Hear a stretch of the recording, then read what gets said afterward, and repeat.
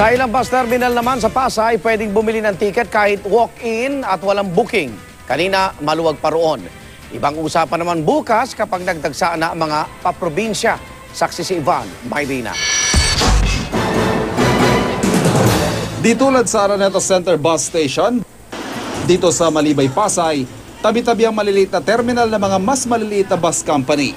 O nga't hindi kagandahan at walang maayos na maupuan ng mga naghihintay na pasahero. At ang mga bus, karamihan ordinary o walang aircon at may kalumaan. Pero wag ka, dito walang booking-booking o kailangang walk-in. Punta sa terminal, bili ng ticket, sakay at biyahe agad. Kanina ang bus na ito ng Apple City Bus Lines naghintay lang ng 1 oras at lumarga na, panaga. Ang mga pasahero ito, mostly po siya walk-in. Kasi ang mga karamihan lalo, mga galing pa puntang Bicol, kadalasan po puro walk-in lang. Kaya wala akong mga advance reservation yan. Tamang-tama sa mga naghintay pa ng sahod ngayong araw kaya hindi agad nakapag-advance ng ticket. Gayon din sa mga nakatira sa Katimugang Maynila na malayo-layo sa mga terminal sa Cubao. Malapit lang kasi sa trabaho ko Galing na ako sa trabaho ngayon. Diyan sa MOA.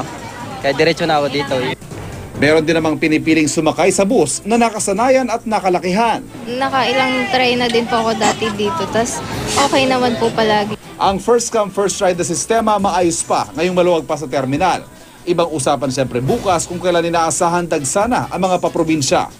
Ang mga bus na medyo luma, ligtas naman kaya? Hindi rin naman daw ligtas sa mga ito sa pag-iigpit ng LTFRB. Ini-inspection din kaya huwag daw isiping basta-basta bibigay. Na-issuean po ito ng kaukulang permit. At ito po sir, ipagmamalaki ko po sa inyo na ito'y naluma po sa serbisyo.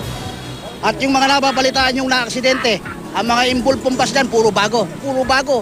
Puro magagandang makina. Ang bibilis tumakbo, kaya pagka nagsalpukan, patay kagad ang pasahero.